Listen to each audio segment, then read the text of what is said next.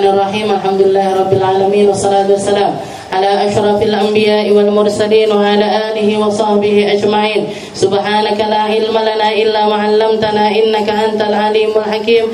Rabbi shrah li sadri wa yassir li amri wahlul 'uqdatam min lisani yafqahu qawli. Amma ba'd.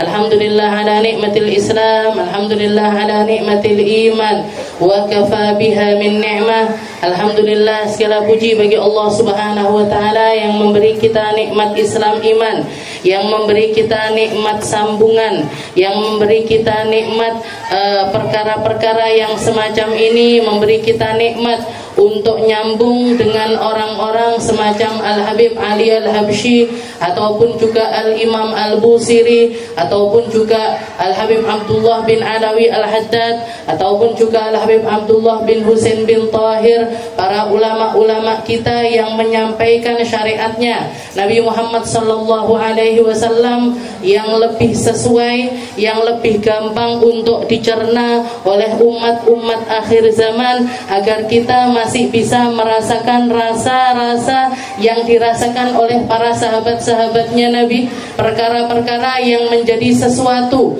yang mereka harap-harapkan jadi bekal mereka sampai ke akhirat nanti. Mereka berbekal cinta, mereka berbekal keikhlasan, mereka berbekal ketulusan, mereka berbekal hati-hati yang indah, hati-hati yang bersih, untuk bisa selalu mendekat, selalu mengingat, selalu lebih rapat kepada manusia paling mulia, yaitu Nabi kita Nabi Muhammad sallallahu alaihi wasallam. Beliau karangkan untuk kita maulid-maulid, beliau karangkan untuk kita kalimat-kalimat yang indah, agar kita ini semakin bisa menyambungkan diri kepada sesuatu yang kalau kita tidak bersambung dengannya maka binasa kita. Kalau kita lepas dari ikatan tersebut, kita akan jatuh di dalam jurang kehinaan, kita akan berkubang di dalam lumpur kecelakaan, istilahnya sesuatu yang akan membuat kita itu celaka di akhiratnya Allah Ta'ala. Ketika kita lepas dari golongan, ketika kita lepas dari rombongan, ketika kita lepas dari kumpulan-kumpulan yang di situ membawa mereka untuk semakin dekat kepada Rasulullah Sallallahu Alaihi Wasallam. Alhamdulillah kita diketemukan dengan majelis-majelis semacam ini, kita dimampukan, kita dibisahkan, dan kita dikasih kesempatan untuk menguliknya lebih dalam lagi. Tadi kalau membaca maulid, sebagian ngerti, sebagian enggak, sebagian paham, sebagian enggak. Apa enggak paham kabeh? Titik-titik ngerti Ustazah. Titik-titik enggak ngerti. Titik tapi saya ngerti, titik saya enggak ngerti. Nah ini kalau seperti itu ya sudah, kita tambahi lagi dengan keilmuan, kita tambahi lagi dengan penghayatan, kita tambahi lagi sebenarnya yang dikarepne, yang dikarepne para ulama ini apa sih, yang ingin disampaikan oleh para ulama agar kita ini memiliki kedekatan sama Nabi Muhammad ini lewat apa? Ya lewat pengetahuan kita tentang kriterianya Nabi, dan juga bagaimana beliau itu di dalam menangani setiap masalah-masalah yang terjadi di dalam kehidupannya. Karena beliau basyarun, kalau Habib Ali Habsyi tadi mengatakan basyarun la kal basyar, beliau itu manusia tapi nggak kayak manusia. Beliau itu didesain sama Allah Ta'ala seindah-indahnya agar kita ini punya puncak harapan, agar segala sesuatu yang ada di dalam kehidupan ini kita ini ada puncaknya. Kita ini senang. Puncaknya kesenangan ini apa? Puncaknya kesenangan itu Nabi Muhammad. Kita itu sedih. Puncaknya kesedihan itu apa? Puncaknya kesedihan itu ketika kita jauh dari Nabi Muhammad Sallallahu Alaihi Wasallam. Itu semuanya, jadi Nabi Muhammad ini jadi puncaknya segala rasa-rasa yang kita hadapi di dalam setiap kehidupan kita. Kalau yang lalu-lalu dari kita bahas tentang kitab Wasailul Wusul ila Syamailir Rasul, karya dari Asy-Syaikh Al-Alim Al-Allamah Al-Muhaddits Yusuf bin Ismail An-Nabhani rahimahullahu taala, wa nafa'ana bi ulumi fid dharain amin, wa kana sallallahu alaihi wasallam min adhakin nas wa atyabihim nafsan. Dikatakan di sini beliau menceritakan kepada kita bahwasanya salah satu riwayat yang disampaikan oleh para sahabat, Nabi Muhammad itu orang yang paling gampang ketawa, orang yang paling gampang senyum, orang yang paling peka rasanya, wa atyabahum nafsan, orang yang paling indah jiwanya. Kenapa beliau itu bisa selalu tersenyum? Kenapa beliau itu selalu bisa merespon orang-orang yang ingin bikin beliau senyum? Kenapa beliau itu kalau dikasih sesuatu yang sedikit, para sahabat itu pengen nyenengin Nabi Muhammad itu gampang sekali.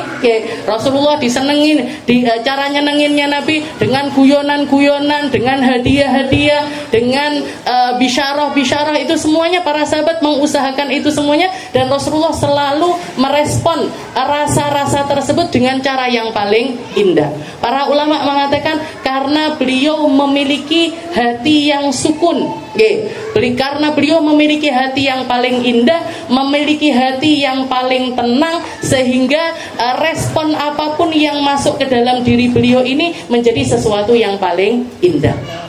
Makanya kalau kita pengen punya hati terindah, kalau Habib Ali Habsyi itu ngajarin, kamu kalau pengen hatimu indah, cara pandangmu indah, cara pikirmu indah, langkah kakimu melangkah ke tempat-tempat yang indah, gimana caranya? Dekati manusia paling indah, yaitu Nabi Muhammad SAW. Karena keindahan itu menular, sebagaimana keburukan juga menular. Wangi itu nular, sebagaimana bau busuk itu juga nular. Jangan kalau di majelis semacam ini, kabeh diteri minyak wangi, mulai wangi kabeh. Tapi kalau jenengan berbondong-bondong datang ke comberan, nyemplung nenggone comberan bareng-bareng, mulai bau busuk semuanya. Seperti itulah, walaupun misalkan kita nggak ikut masuk ke comberan, tapi kalau deket sama orang-orang yang baunya busuk, maka kita akan ketularan bau busuk tersebut. Pak Habib Ali Habsyi ngajarin, kamu mau punya hati terindah, dekati manusia paling indah, yaitu Nabi Muhammad SAW. Kenapa Nabi Muhammad punya senyum terindah, punya tawa yang terindah, punya respon rasa yang paling indah? Karena saking indahnya hatinya Nabi Muhammad SAW. Dilepas Bu, semua masalah itu dianggapnya, kehidupan ini memang penuh dengan masalah. Hidupnya Nabi Muhammad itu penuh dengan ujian demi ujian, pindah dari satu ujian ke ujian yang lain, pindah dari satu kerepotan ke kerepotan yang lain. Tapi kenapa beliau masih bisa punya senyum terindah? Karena hatinya begitu pasrah kepada Allah Subhanahu wa Ta'ala.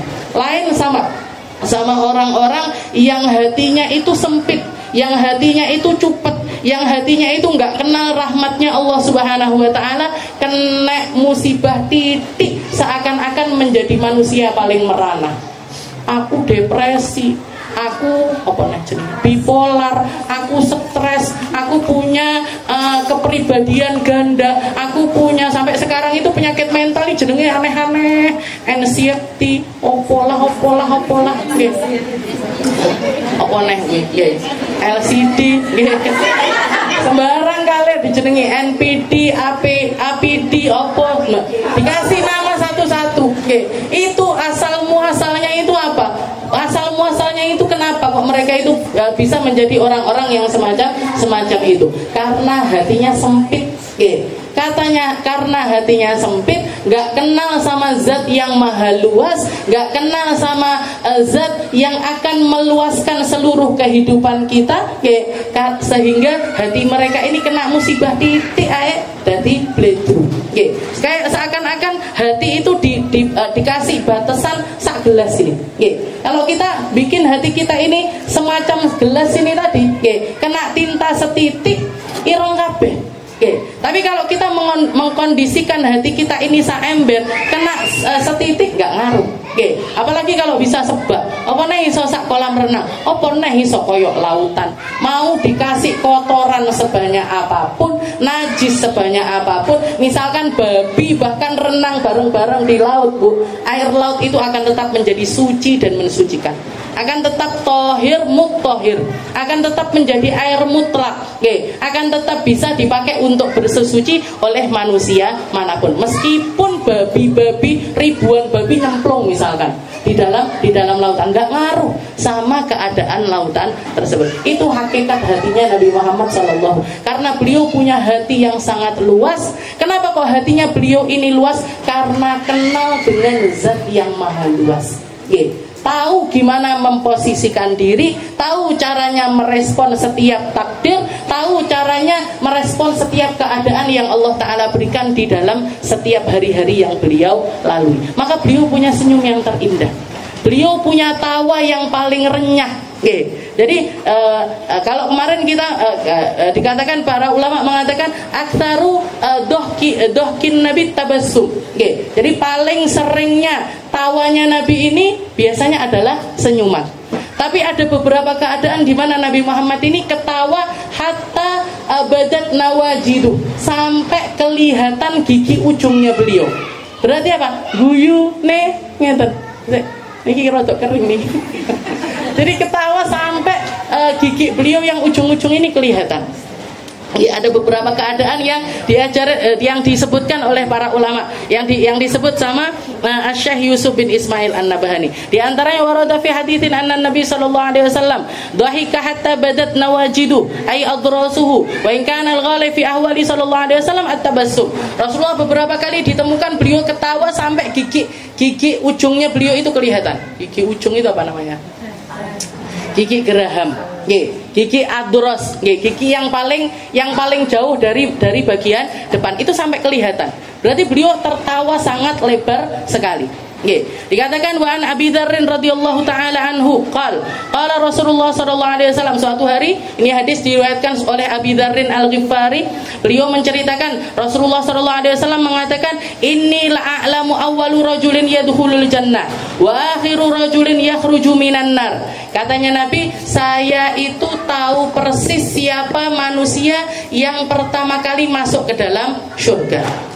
Dan saya tahu persis siapa orang yang terakhir kali masuk surga. Jadi innil a'lamu awwalu rajulin yadkhulul jannah wa akhiru rajulin yakhruj minan nar. Saya tahu persis orang yang pertama kali masuk surga dan orang yang terakhir kali keluar dari neraka. Berarti apa?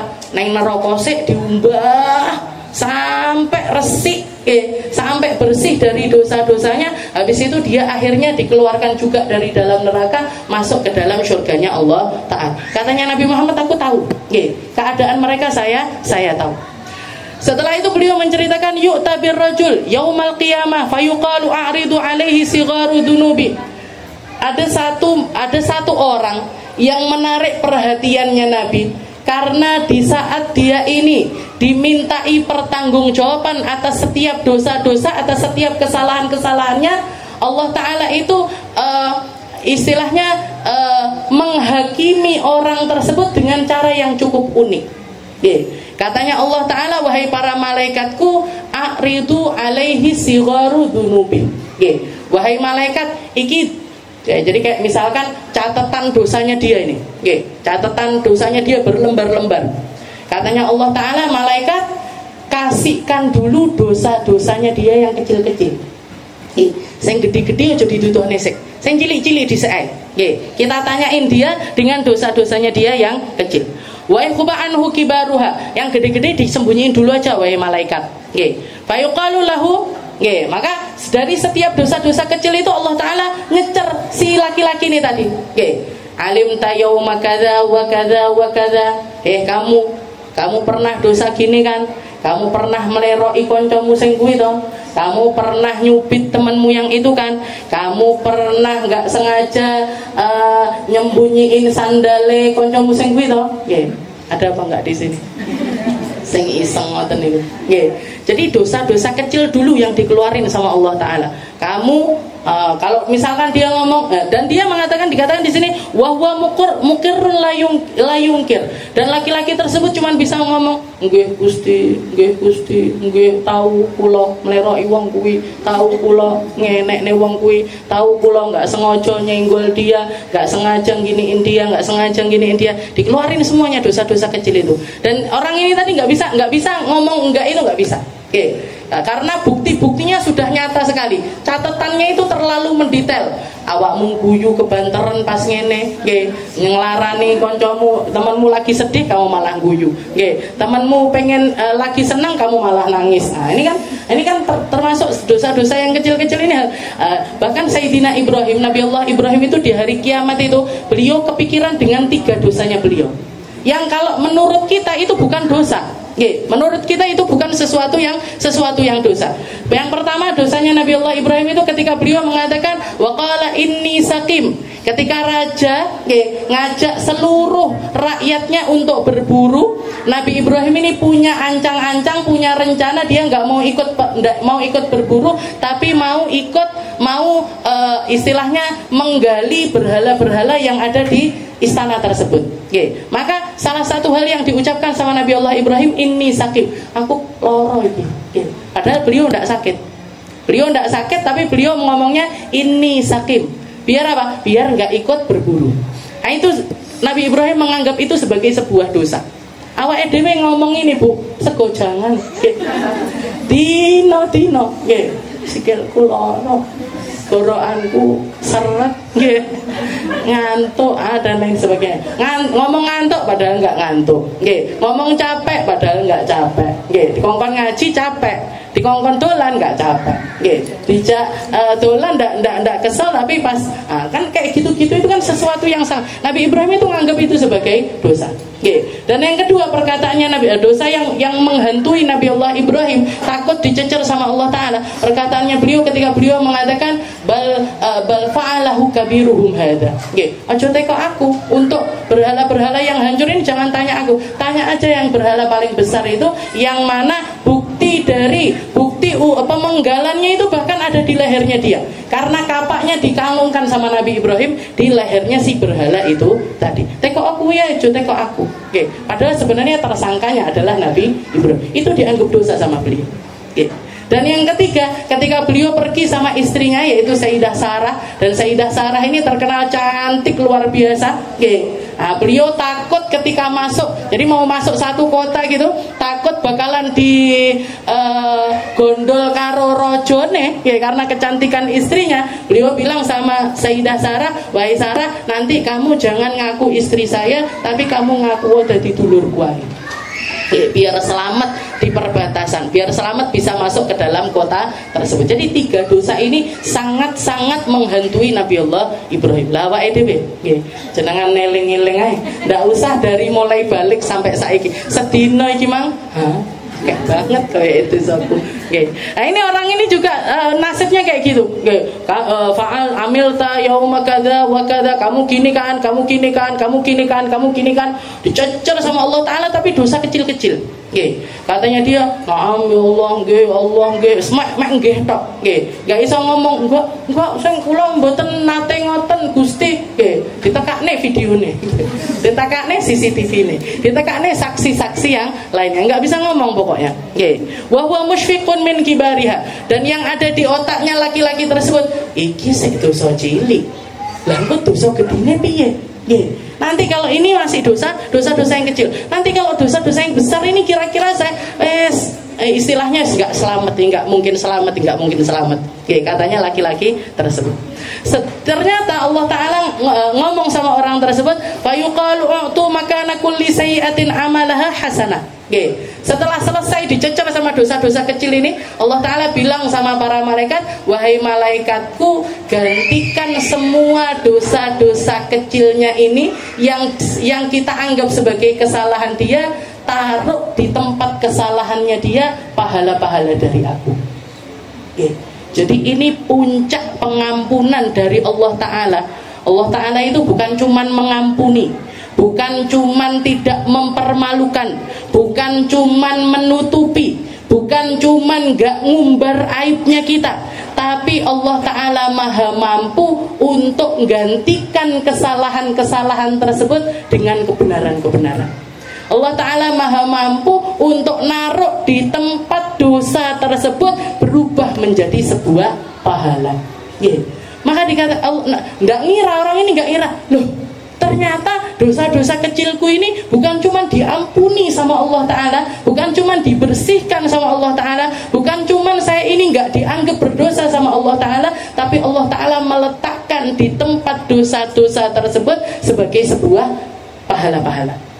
Jadi kesalahan saya dalam ucapan dikasih pahalanya zikir sama Allah Ta'ala. Kesalahan saya di dalam pergi ke suatu tempat dikasih pahala saya pergi ke tempat yang baik-baik. Kesalahan telinga saya diganti sama Allah Ta'ala pendengaran-pendengaran yang baik. Kesalahan mata-mata saya digantikan sama Allah Ta'ala dengan pandangan-pandangan rahmat, pandangan-pandangan yang penuh dengan pahala-pahala dari Allah Subhanahu wa Ta'ala. Maka spontan responnya orang tersebut, ya Rabb, innali dzunuban ghairu hadza. Secara otomatis laki-laki ini bilang, ya Allah, Gusti, dosaku nggak meiki, saya enek dosa-dosa gede ya Allah. Masih ada banyak dosa-dosa besar saya, lek jenengan pengen gantinya jadi pahala, pisane sing gede-gede pisan ya Allah.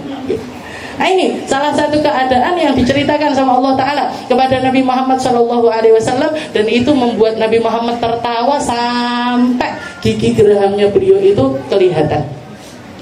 Kenapa kok Nabi Muhammad itu ketawa? Karena betapa indahnya muamalah Allah Ta'ala dengan hamba-hambanya.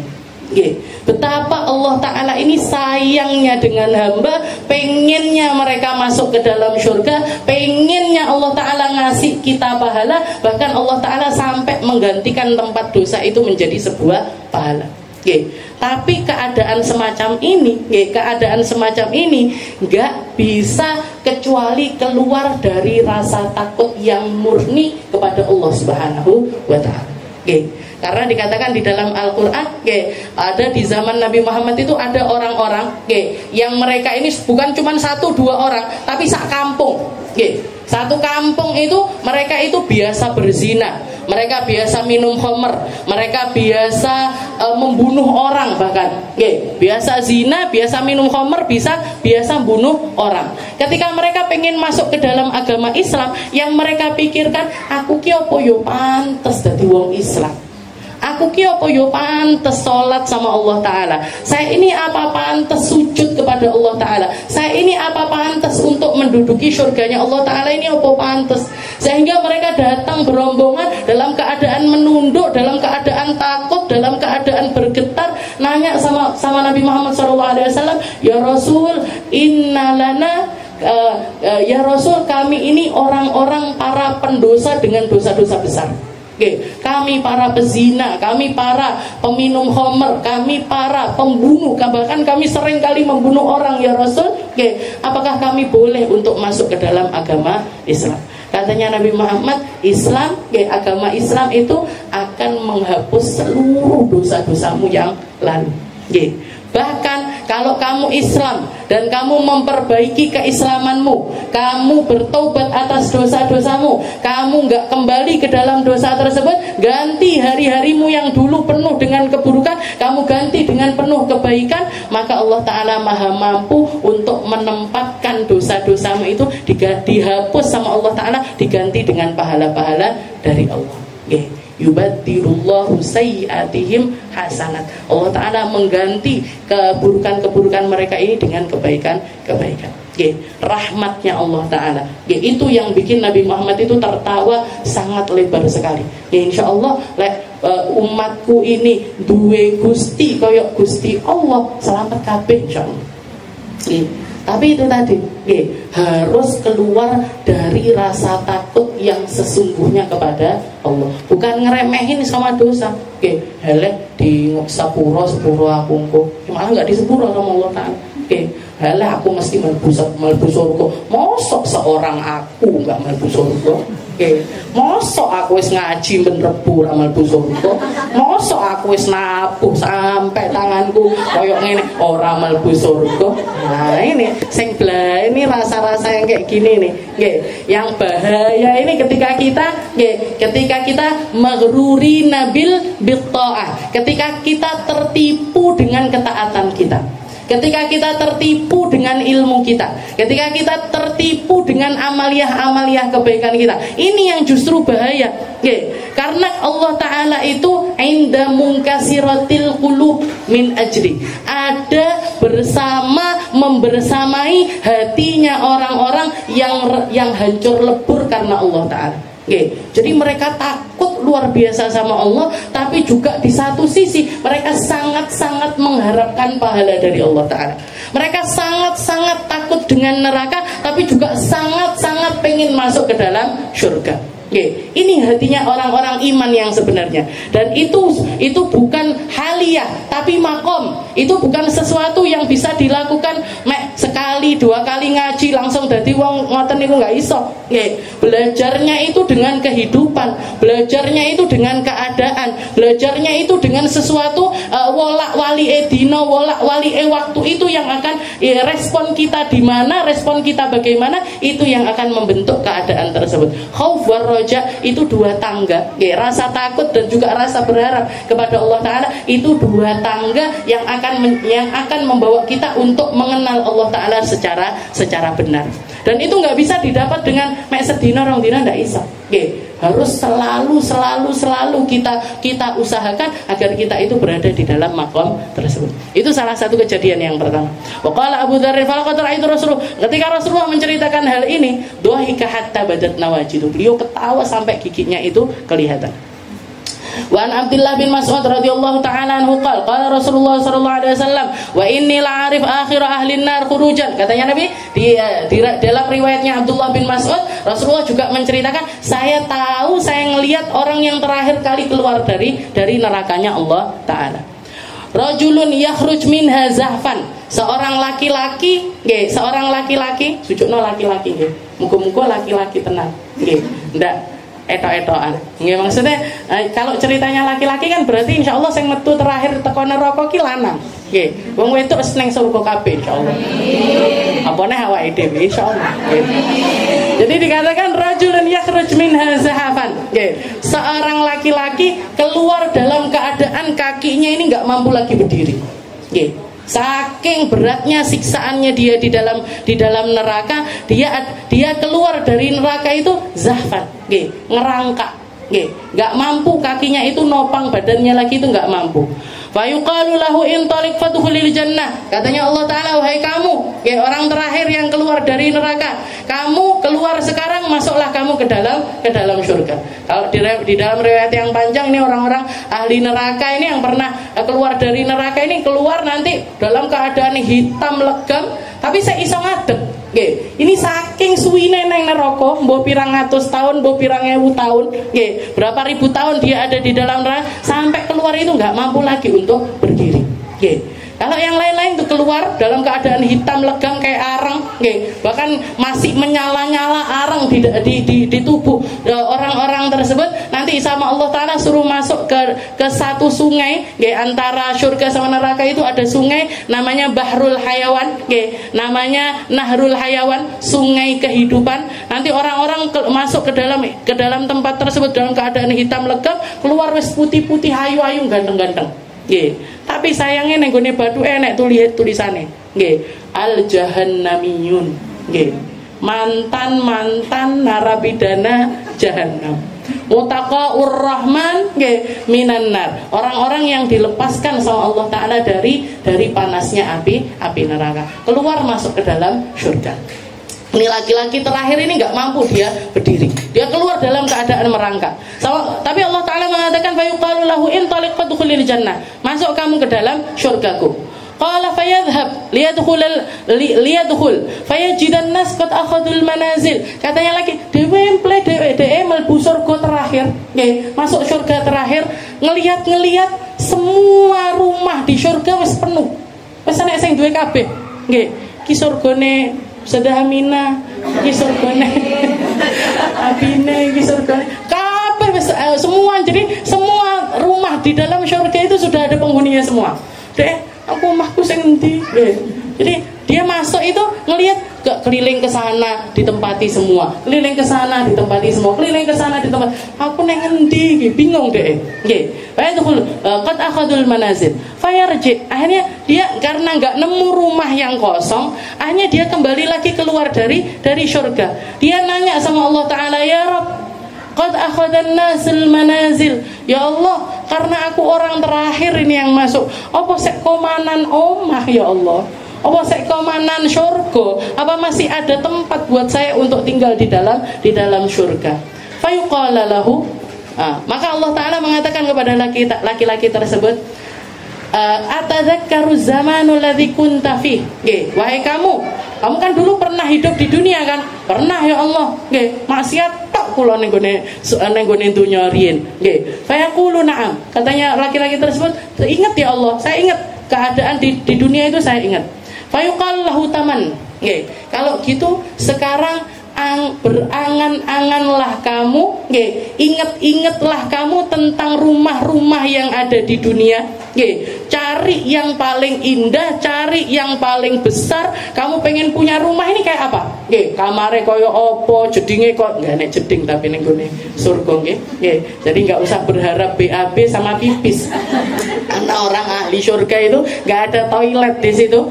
Keluarnya makanan, keluarnya minuman itu cuma dari keringat-keringat aja. Jadi angen-angen no kamu.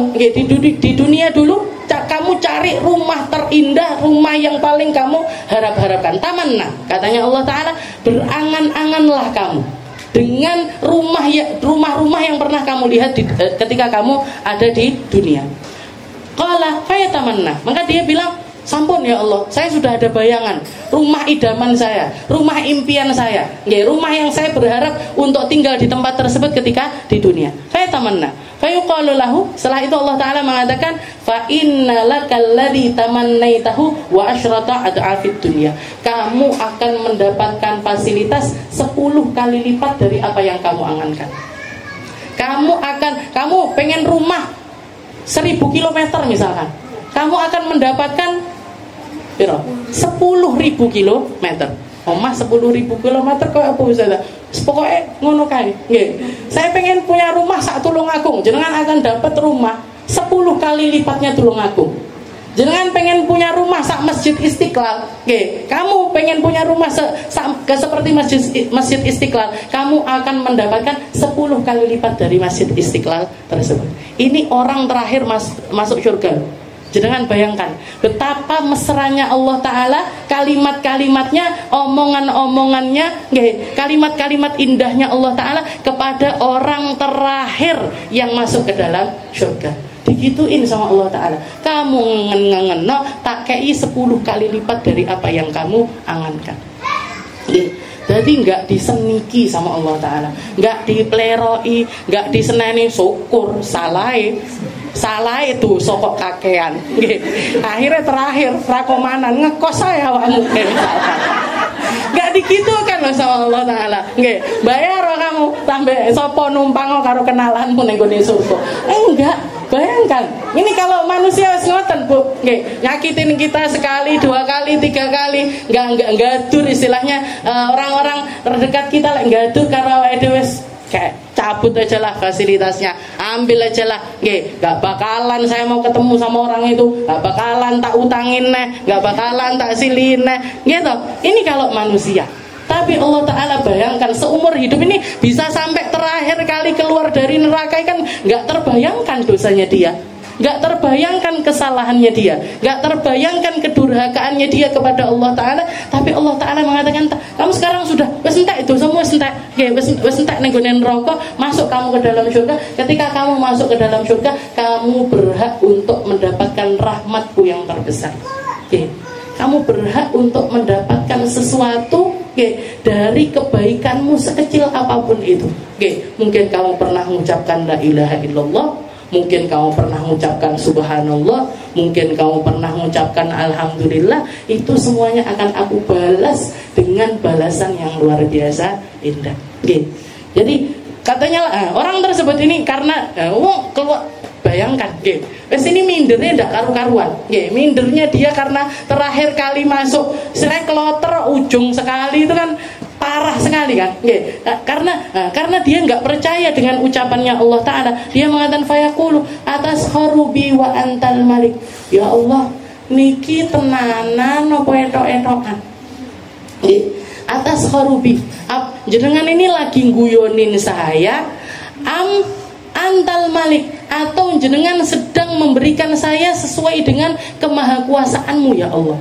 Jenengan maha mampu untuk ngasih saya 10 kali lipat dari apa yang saya bayangkan. Saya yakin jenengan mampu. Tapi ini benar saya dapat yang kayak gini, dengan amal ibadah yang sedikit ini, dengan kebaikan yang super sedikit ini, dengan dosa yang segitu banyak, jenengan serius ini ngasih saya seperti ini. Jadi katanya atas kharubi wa antal malik, beneran ini ya Allah saya dapat yang semacam ini. Faqala falaqad ra'aitu Rasulullah sallallahu alaihi wasallam dhahik hatta badat nawajidu. Katanya Abdullah bin Mas'ud, ketika Rasulullah menceritakan hal ini, itu rasa puas yang keluar di dalam hatinya Nabi sampai bikin beliau itu ketawa luar biasa lebar. Bikin beliau seneng banget. Ya Allah, enak banget, aman. Umatku ini kalau punya Gusti Allah ini aman. Umatku ini kalau iman dia aman. Kalau dia berbuat baik mereka akan aman. Kalau mereka istilahnya sebanyak apapun dosa kesalahan yang pernah mereka lakukan, ketika mereka sadar punya Tuhan yang luar biasa rahmat kepada mereka, memperlakukan mereka dengan begitu mesranya, aman umatku. Itu yang ada di dalam hati Rasulullah sallallahu alaihi wasallam. Wa an Amir bin Sa'ad bin Abi Waqqas qala Sa'ad radhiyallahu ta'ala anhu laqad ra'aitu an-nabi sallallahu alaihi wasallam dhahika yaumal khandaq hatta badat nawajidu. Kisah yang ketiga yang bikin Nabi Muhammad ini ketawa begitu lebar, ini hadis diriwayatkan oleh Sayyidina Amir bin Sa'ad bin Abi Waqqas. Qala Sa'ad, jadi Sa'ad bin Abi Waqqas ini menceritakan, laqad ra'aitun nabi yaumal khandaq. Saya itu ketemu sama Nabi, saya ada momen bersama dengan Rasulullah SAW itu ketika perang Khandaq. Perang Khandaq.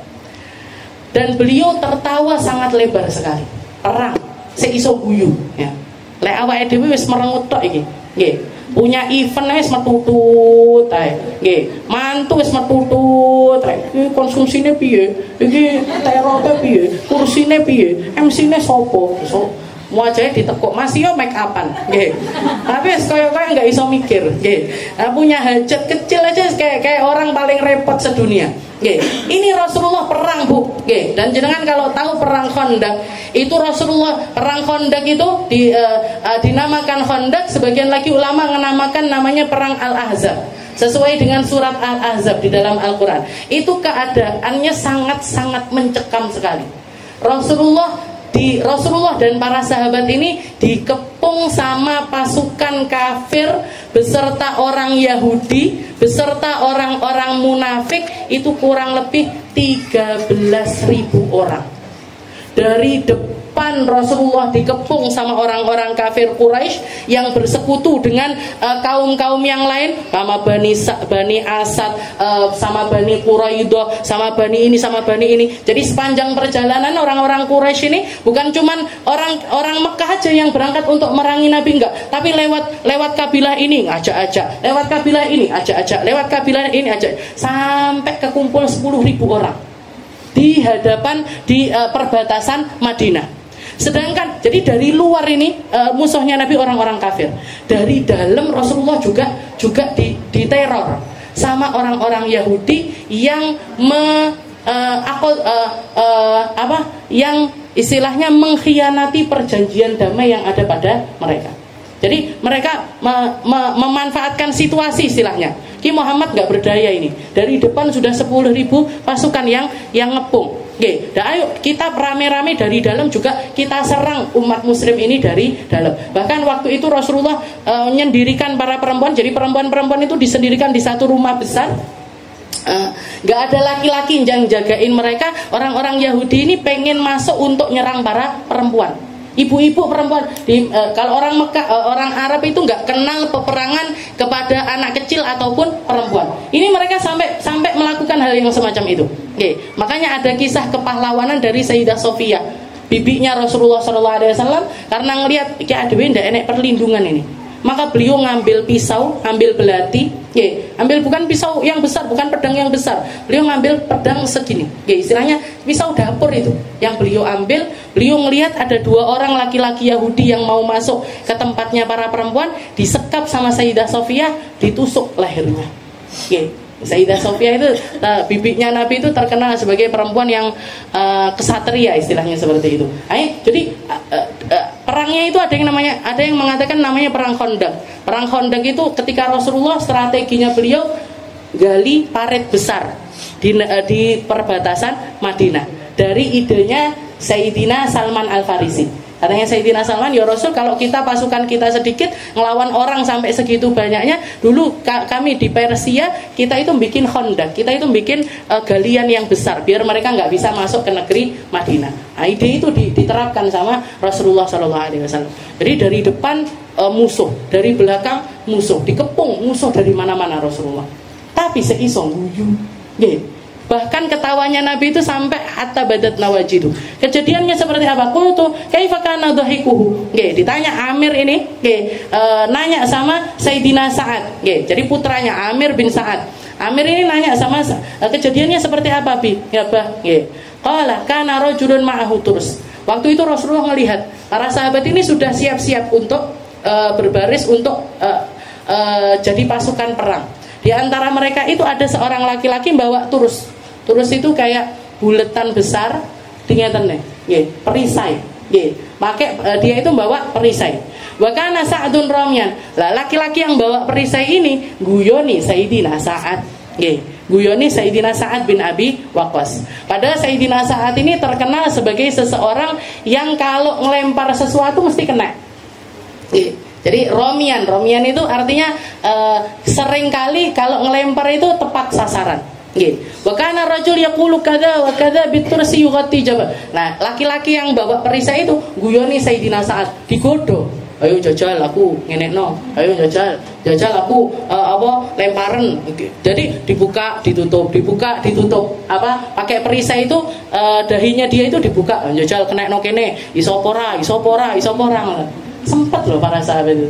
Jadi para sahabat itu lain sama kita, Bu. Hatinya para sahabat kalau di medan peperangan itu sempat ngantuk. Itu diabadikan di dalam Al-Qur'an. Jadi baris si musuhe wis nang ngarep ngantuk. Kalau kita kan yang majelis ngantuk. Para sahabat kalau didengerin Al-Qur'an, kalau di depannya Nabi nggak pernah bisa ngantuk. Kedengeran Al-Quran, kedengeran sesuatu yang datang dari Allah Ta'ala, gak pernah. Hatinya mereka itu wajilat qulubuhum, hatinya mereka bergetar sampai gak sempat ngantuk. Tapi di medan perang malah ngantuk.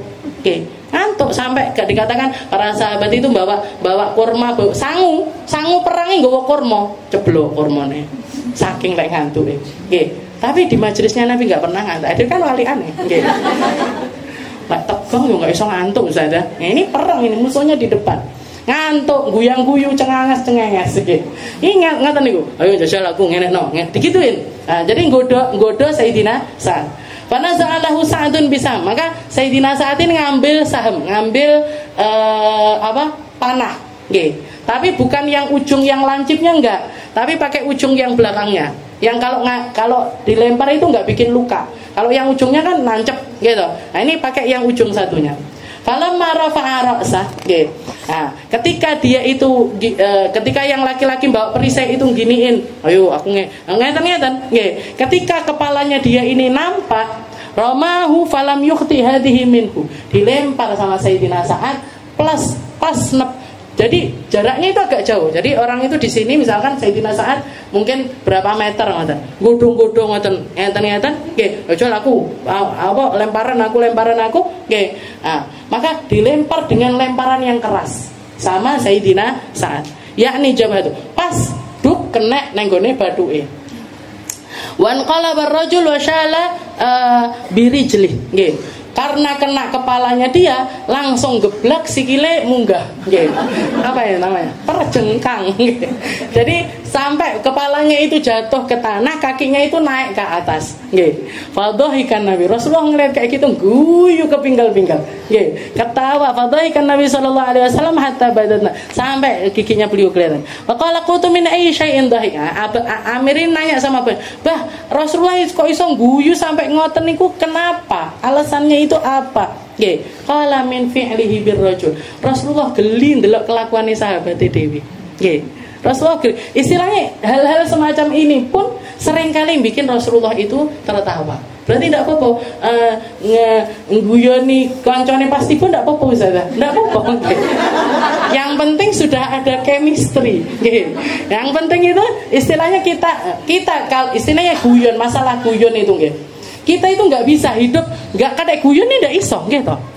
Dan semakin kita dekat sama seseorang, biasanya guyonannya semakin ekstrim. Iya toh. Nah, saya sama keluarga itu sama adik sama kakak guyonnya rada ekstrim nggih. Kok lo-loan, gian dan lain sebagainya. Itu apa nggak boleh? Boleh. Karena kalau kita nggak guyon seperti itu sama mereka, kita mau guyon sama orang lain nggak mungkin. Nggih. Nah, ini Rasulullah itu geli karena ta'alluf, nggih. Karena hubungan antara orang muhajir, orang ansar dengan sahabat-sahabat. Jadi antara sahabatnya Nabi ini mereka sudah begitu mesranya di dalam pertemanan, begitu Islam ini begitu menyatukan hati mereka sampai level guyonnya sampai koyok ngene. Nggih, dilempar, geblak, bukannya malah marah-marah tapi malah ngakak-ngakak dia. Nggih, ngakak-ngakak karena ngelihat Rasulullah SAW juga tertawa. Bahkan mereka senang. Oh, tiba-tiba Rasulullah guyu. Aku ngene iki guyu. Nah, ini amin fi'lihi birrajul, karena apa yang dilakukan oleh laki-laki terus.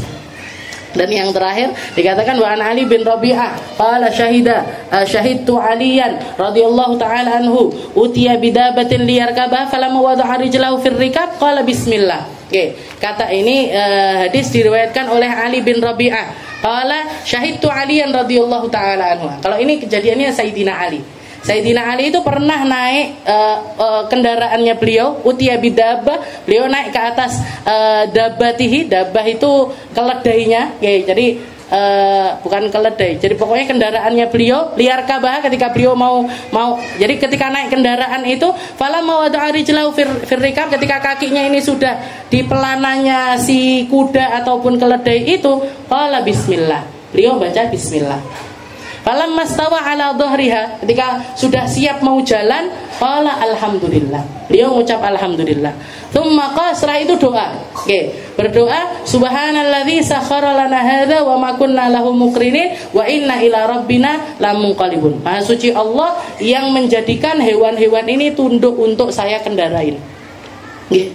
Karena zaman dulu kan istilahnya kendaraan itu kan makhluk hidup, okay. Tapi Allah Ta'ala menjadikan mereka makhluk hidup yang nurut sama manusia.